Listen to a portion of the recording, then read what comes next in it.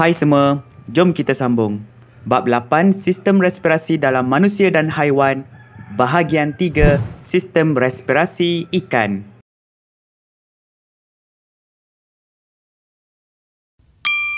Dalam video yang lepas, kita dah belajar tentang sistem respirasi serangga. Kita belajar tentang struktur respirasi serangga iaitu trakeol, ciri-ciri penyesuaian trakeol dan mekanisme pernafasan serangga.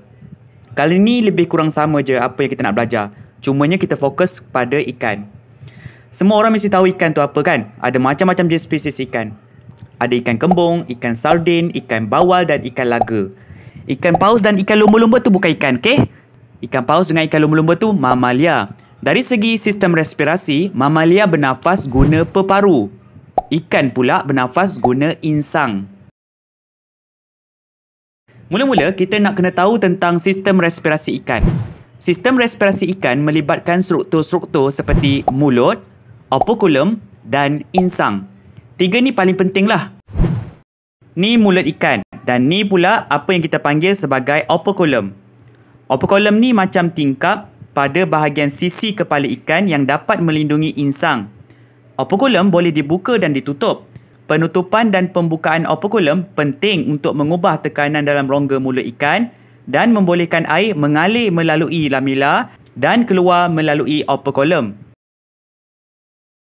Struktur respirasi ikan di mana pertukaran gas respirasi berlaku ialah insang. Insang ialah struktur respirasi ikan. Insang ialah struktur respirasi ikan.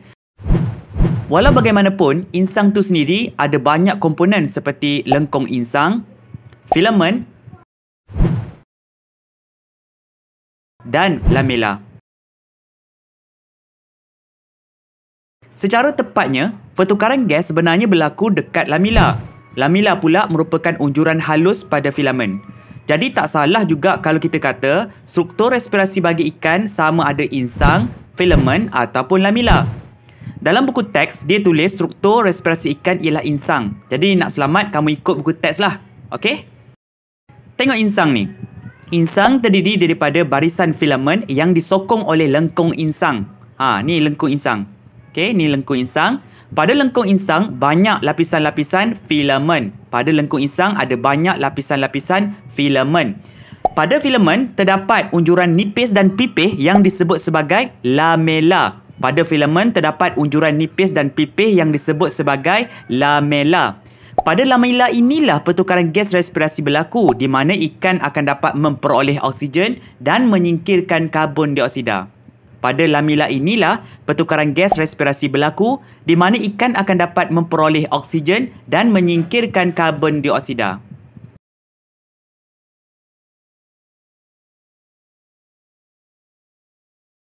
Jadi, sebagai struktur respirasi, insang diadaptasi supaya pertukaran gas respirasi berlaku dengan cekap. Ciri-ciri penyesuaian insang. Pertama, insang mempunyai banyak filamen. Filamen pula ada banyak lamela. Bilangan filamen dan lamela yang banyak memberikan jumlah luas permukaan yang besar untuk proses pertukaran gas yang cekap. Dahlah pada lengkung insang ni ada banyak filamen. Filamen tu pula ada banyak lamela. Jadi besarlah permukaan untuk pertukaran gas. Sekali lagi, insang ada banyak filamen. Filamen pula ada banyak lamela. Bilangan filamen dan lamela yang banyak menambahkan jumlah luas permukaan untuk pertukaran gas yang cekap. Banyak filamen, banyak lamela, jumlah luas permukaan besar, jadi pertukaran gas adalah cekap. Ciri penyesuaian kedua. Membran lamela insang adalah nipis bagi memudahkan peresapan gas respirasi. Membran lamela adalah nipis, jadi peresapan gas respirasi berlaku dengan mudah. Jadi, peresapan gas respirasi berlaku dengan mudah disebabkan membran lamela yang nipis. Sekali lagi kita ulang, membran lamela adalah nipis bagi memudahkan peresapan gas respirasi. Ciri penyesuaian ketiga. Lamela insang mempunyai banyak jaringan kapilari darah bagi membenarkan pengangkutan gas respirasi yang cekap. Lamela ada banyak kapilari darah untuk memudahkan pengangkutan gas respirasi iaitu oksigen dan karbon dioksida dengan cekap. Lamela insang dilengkapi dengan jaringan kapilari darah yang banyak untuk membenarkan pengangkutan gas respirasi yang cekap. Satu lagi poin tapi tak ada dalam buku teks KSSM yang baru ni ialah filamen insang sentiasa dikelilingi oleh air dan ini memudahkan kelarutan gas-gas respirasi. Oleh kerana ikan hidup di dalam air, filamen insang sentiasa dikelilingi oleh air dan ini memudahkan kelarutan gas-gas respirasi.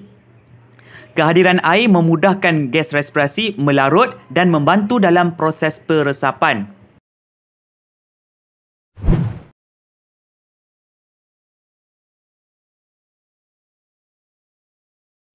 Okey, siap bahagian ciri-ciri penyesuaian insang. Sekarang kita nak bincang pula mekanisme pernafasan ikan. Macam mana ikan bernafas? Mekanisme pernafasan ikan dibantu oleh tindakan mulut dan operculum.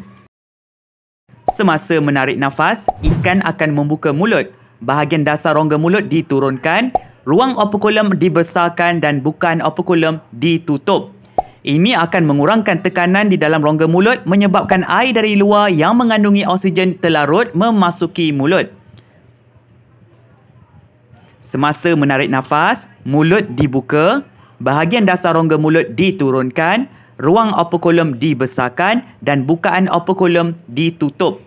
Tekanan di dalam rongga mulut akan berkurang, jadi air yang mengandungi oksigen terlarut memasuki mulut. Semasa menarik nafas, ikan akan membuka mulut, bahagian dasar rongga mulut diturunkan, ruang operculum dibesarkan dan bukaan operculum ditutup. Ini akan mengurangkan tekanan di dalam rongga mulut, menyebabkan air dari luar yang mengandungi oksigen terlarut memasuki mulut. Semasa menghembus nafas, mulut ditutup dan bahagian dasar rongga mulut dinaikkan. Air akan mengalir melalui lamila insang dan pertukaran gas antara darah dengan air berlaku secara resapan. Pada masa yang sama, otot operculum mengendur dan ruang operculum dikecilkan. Ini menyebabkan isi padu rongga mulut dikurangkan, seterusnya meningkatkan tekanan di dalam rongga mulut. Tekanan di dalam rongga mulut menjadi lebih tinggi daripada tekanan di luar. Tekanan yang tinggi ini menyebabkan air mengalir keluar melalui bukaan operculum yang terbuka. Semasa menghembus nafas, mulut ditutup, bahagian dasar rongga mulut dinaikkan, air akan mengalir melalui lamila insang, pertukaran gas antara darah dengan air berlaku secara resapan, otot operculum mengendur, ruang operculum dikecilkan, isi padu rongga mulut dikurangkan, tekanan di dalam rongga mulut menjadi lebih tinggi daripada tekanan di luar, air mengalir keluar melalui bukaan operculum yang terbuka. Ulang kali ketiga. Semasa menghembus nafas, mulut ditutup dan bahagian dasar rongga mulut dinaikkan, air akan mengalir melalui lamila insang dan pertukaran gas antara darah dengan air berlaku secara resapan. Pada masa yang sama, otot operculum mengendur dan ruang operculum dikecilkan. Ini menyebabkan isi padu rongga mulut dikurangkan, seterusnya meningkatkan tekanan di dalam rongga mulut. Tekanan di dalam rongga mulut menjadi lebih tinggi daripada tekanan di luar. Jadi tekanan yang tinggi menyebabkan air mengalir keluar melalui bukaan operculum yang terbuka. Okey. Next, mekanisme tukar ganti lawan arus, counter current exchange mechanism. Kecekapan pertukaran gas oleh insang dibantu oleh mekanisme tukar ganti lawan arus yang mana arah aliran air yang melalui insang adalah bertentangan dan menyongsang arah aliran darah dalam kapilari lamila. Air membawa oksigen terlarut pada kepekatan yang tinggi bertembung dengan darah yang membawa oksigen pada kepekatan yang rendah. Perbezaan kecurunan kepekatan ini membantu oksigen meresap masuk dari air ke dalam darah, manakala karbon dioksida pula meresap keluar dari darah ke dalam air. Okey, dalam mekanisme tukar ganti lawan arus, semasa air melalui lamila insang, arah aliran air adalah bertentangan dengan arah aliran darah yang melalui kapilari lamila. Jadi oksigen terlarut dalam air mudah meresap ke dalam kapilari lamila, manakala karbon dioksida dalam darah mudah meresap keluar dan larut dalam air. Oleh itu, mekanisme tukar ganti lawan arus ini meningkatkan kecekapan pertukaran gas dalam insang. Okey, itu sahaja yang kita nak bincang tentang sistem respirasi ikan. Semoga dapat membantu. Jumpa lagi dalam video akan datang. Take care. Bye-bye.